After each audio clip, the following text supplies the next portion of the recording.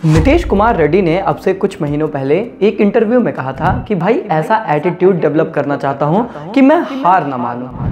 और आज मैं कहना चाहता हूं, कॉन्ग्रेचुलेशंस नीतीश भाई, आपने वो एटीट्यूड मात्र 21 साल की उम्र में डेवलप कर लिया। भाई मैंने डे 2 का खेल देखा था, जहां पर हमने रोहित भाई को ओपन करते भी देखा और उसके बाद जो हुआ वो देखने लायक मंजर तो था नहीं।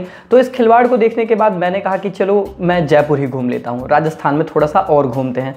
फिर मैंने डे 3 देखा और डे 3 देखने के बाद फटाफट से मैंने गाड़ी उठाई और मैं आ गया घर, क्योंकि मैंने कहा कि भाई अब खेल ना ये थोड़ा सा खिलवाड़ से हटकर भयंकर रूप अपना रहा है। नीतीश कुमार रेड्डी का अराइवल हमने देखा और ये अराइवल हमने डे 1 पर जब ऑस्ट्रेलिया सीरीज शुरू हुई थी तभी देख लिया था। बात सिर्फ ये है कि आज वो बड़े स्टेज पर ना एक शतक की अंक तालिका में आपका नाम जुड़ गया और पहला शतक। देखिए, लोग तो एमसीजी में खेलने का सपना देखते हैं, आप अपना डेब्यू शतक, अपना पहला शतक ही एमसीजी में जड़ दो तो ये दर्शाता है कि आप कितने बड़े खिलाड़ी हैं। अच्छा, इसके अलावा एक और पहलू से दर्शाया जाता है, देखो नॉक कितनी बड़ी है, अगर ये जानना है तो ये जान लो कि उसकी टाइमिंग क्या है। सीरीज ऑन द लाइन थी, WTC फाइनल की तरफ आप भटकते दर भटकते घूम रहे हो, है ना। साहब के टॉप ऑर्डर के बल्लेबाज निखम्मे निठल्ले सब गिरे जाते, उनका तो संभलने का नाम ही ना है।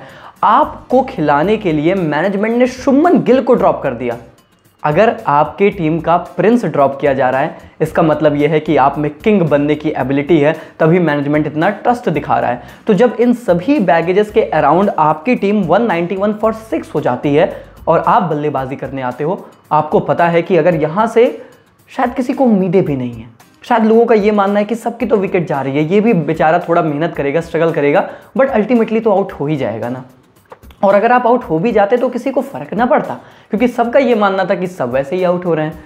लेकिन जैसा मैंने बोला, नीतीश का वो एटीट्यूड, ना हार मानने वाला एटीट्यूड, वो बीच में आता है और वो कहता है कि मैं लड़ूंगा झगड़ूंगा, मैं तो लड़ूं कम से कम, झुकेगा नहीं साला, हार नहीं मानेगा साला। और उन्होंने मात्र 21 साल की उम्र में पहले ऐसे भारतीय खिलाड़ी बने जो नंबर 8 पोजीशन पर ऑस्ट्रेलिया की सरजमी पर शतक मारते हैं। अपना पहला शतक एमसीजी में जो है जड़ देते हैं। और उनके पापा को आपने देखा होगा ना, वो आंखें उनकी जो नम थी, उनका वो जो सेक्रीफाइस था जो हमने सालों साल देखा, उसका परिणाम, उसका फल उन्होंने आज अपनी आंखों के सामने देखा है। माता पिता का ऋण आप चुका नहीं सकते, पर उन्होंने आज जो किया है ना, वो बोझ हल्का कर दिया होगा। क्योंकि एक कहानी है बड़ी दिलचस्प है नीतीश को लेकर कि 12-13 साल की उम्र में ये थे जब इनके पिताजी ने, क्योंकि इनका तबादला हो रहा था कहीं, तो जॉब अपनी छोड़ दी, रिज़ाइन मार दिया भाई। और NKR खुद बताते हैं कि जब रिज़ाइन वो नहीं किए थे तो उसके पहले जो मेरे परिवार का और जो मेरे आस पड़ोस का माहौल था वो पापा को लेकर बहुत अच्छा था। लेकिन जैसे ही उन्होंने रिज़ाइन किया, चीज़ें मेरे पक्ष में भी नहीं जा रही थी, हमारा बिजनेस भी थोड़ा सा फ्लॉप हुआ और फिर मैं भी क्रिकेट में कभी कभी एक आधा बैड फेजेस आए, तो लोग क्वेश्चन करने लगे, लोग सवाल उठाने लगे कि भाई ये तुमने बहुत गलत किया, तुम बच्चे को बनाने के चक्कर में ये जो किए हो ना, अब तुम ना घर के ना घाट के। लेकिन नीतीश कुमार रेड्डी को ये बिलीव था और उनके पिताजी ने कितनी कोशिश की। देखो यार, कितना सेक्रीफाइस एक बाप करता है ना, तब आप जाकर सफल होते हैं। उन्होंने उन सब चीज़ों से नीतीश को दूर रखा। पहले नीतीश इस क्रिकेट को मजाक के लिए खेलते थे भाई, इंटरटेनमेंट के लिए, लेकिन फिर उन्हें रियलाइज़ हुआ कि नहीं यार, इतने सेक्रीफाइसेस हो रहे हैं, मुझे सीरियस क्रिकेट खेलनी पड़ेगी। और क्लास हमेशा से थी, बचपन से ही उनको इस चीज़ की तारीफ मिली है कि आपके पास टेक्निक है, क्लास है। इसीलिए तो टेस्ट क्रिकेट में 21 साल की उम्र में ऑस्ट्रेलिया में आपको डेब्यू करा दिया गया, क्योंकि मैनेजमेंट को भी ये पता था कि इस बंदे के पास दमखम है। और मुझे तो लगता है कि जिस अंदाज में खेल रहे हैं, इनका तो बैटिंग प्रमोशन भी हो सकता है, क्योंकि उसके अलावा अगर आप सुबह की हाल देखेंगे ना हमारे, तो आपने ऋषभ पंत को देखा होगा, क्या shot, what the hell was that. मुझे पता है आप इस तरीके से खेलते हो, पर भाई वो एक फेज होता है। सुनील गावस्कर सर ने आज एक बड़ी इंटरेस्टिंग बात कही है, कम कहते हैं पर आज कही है। उन्होंने कहा कि देखो यार, बात ये हो जाती है ना कि आप ये सारे आड़े टेढ़े शॉट्स खेलते हो, वो आपकी कला है, और आप आमतौर पर तब खेलते हो जब आपको सामने वाली टीमों के बॉलर्स को डिसमिस करना होता है, जब उनकी फील्ड प्लेसमेंट को खोलना होता है। वो सब हो चुका था, वो फेज आपने निकाल लिया था। उसके बाद इस तरीके का बेहुदा शॉट खेल के अपनी विकेट गंवा देना इस क्रूशल पोजीशन पर, दैट वाज डिस्गस्टिंग। फिर रविंद्र जडेजा भी कुछ खास कर नहीं पाए और मामला फिर से नीतीश कुमार रेड्डी और सुंदर पर आ गया। सुंदर पर भरोसा है भाई, ये बंदा बैटिंग अच्छी ही करता है, ये मुझे था। नीतीश कुमार रेड्डी पूरी सीरीज में अच्छा कर रहे थे, तो इस पार्टनरशिप से आपको उम्मीद रहती है, और दोनों ने मिलकर शतकीय पार्टनरशिप जड़ी। और फिर उसके बाद जब नीतीश वो 90s पर थे और वो वाशिंगटन सुंदर अर्धशतक के बाद आउट हुए ना, तो थोड़ा सा हमारे भी लगा कि यार अब इसके बाद तो बुमराह सिराज ही आएंगे। फिर उसके बाद जब बुमराह आउट हो गया तो मुझे लगा भाई साहब वो जो पल था ना, उसने बताया आपको कि टेस्ट क्रिकेट ना, test cricket is test cricket भाई। इससे ज़्यादा खूबसूरत ना तुम्हें कभी कुछ दिखा है, ना दिखेगा और ना दिख सकता है। क्रिकेट का हर एक सिरा जो कहते हैं ना, जो T20, ODI, T10 सबका फ्लेवर मिला दो, उसको मिलाकर बनता है टेस्ट क्रिकेट। फेजेस में हर चीज़ देखने को मिलती है। अब वो है ना कि 97 पर है, 98 पर है, और वो सिराज जो एक गेंद डिफेंस कर रहा है ना, उसको भी लग रहा है कि मैंने भी अर्धशतक से ज़्यादा कुछ मारा नहीं। वो जो 3 गेंदें थी, अरे भाई साहब, उनके पिताजी बोले नर्वस नर्वस नर्वस, हम कहे हाँ भैया 100% नर्वस।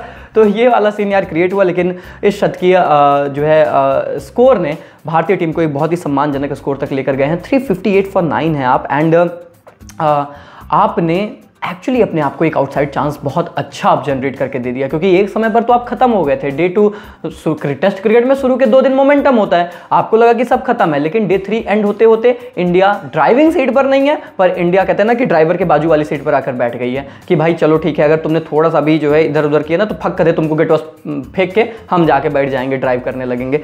तो ये वाला सिनेरियो यहाँ पर टीम इंडिया का क्रिएट हो चुका है। अब कोशिश ये करनी है कि भाई अगले 50-60 रन, 70 रन जितने जोड़ सकते हो भाई, जाओ पी लो, अभी पूरा लाइसेंस है तुम्हारे पास। सुबह जाओ, मारो इसकी ऐसी की तैसी कर दो साला, रन बनाओ और यहाँ से जो ट्रेल है उसको कम से कम करो। और उसके बाद क्या इज देयर एनी पॉसिबिलिटी कि हमारे गेंदबाज मेरेकल करें? कठिन है आप, लेकिन सोचते हो कि अगर 150 के आसपास ऑल आउट कर दिया जाए ऑस्ट्रेलिया को 160-170 पे, क्या हम 250 के आसपास चेस करने का दमखम रखते हैं? Can we chase that target in the 4th inning? देखिए मुश्किल है।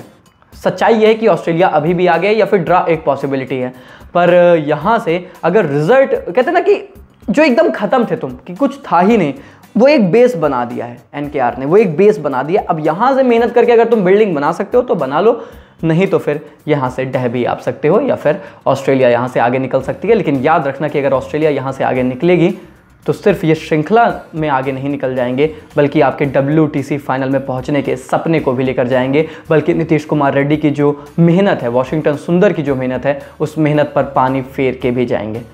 तो अगले 2 दिन भाई टेस्ट क्रिकेट के लिए बहुत मज़ेदार होने वाले हैं। ब्लॉकबस्टर के लिए तुम तैयार हो जाओ, एकदम तैयार क्या हो जाओ। सुबह साला सिख तो सो के उठना भाई, देख रहे हो अखी एकदम ऐसा, सो ही मत, मैं कह रहा हूँ जगो भाई, तुम पूजा पाठ करो भारतीय टीम के लिए यार मजाक से हट के। लेकिन सब लोग भैया सुबह उठो भैया, और बढ़िया बढ़िया अगले 2 दिन टेस्ट क्रिकेट को मजे से एंजॉय करो। वीडियो लाइक करो, चैनल को सब्सक्राइब करो। बाकी मिलते हैं तब तक के लिए, take care, good bye, thank you so much.